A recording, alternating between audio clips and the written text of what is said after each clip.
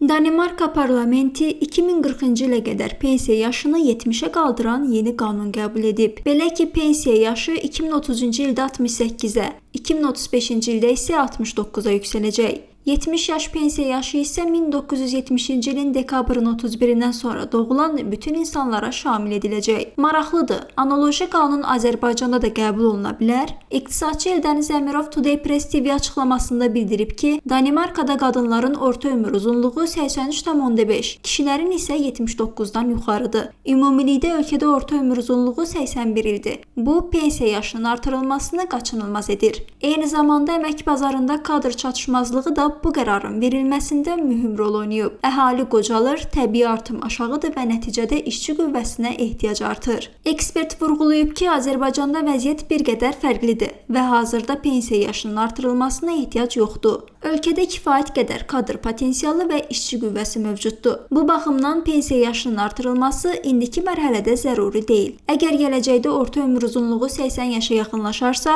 o zaman bu məsələ gündəmə gələ bilər. Bu yaxın 3-5 ilin deyil, ən azı 15 il sonranın mövzusudur deyə Eldəniz Əmirov yekunlaşdırıb.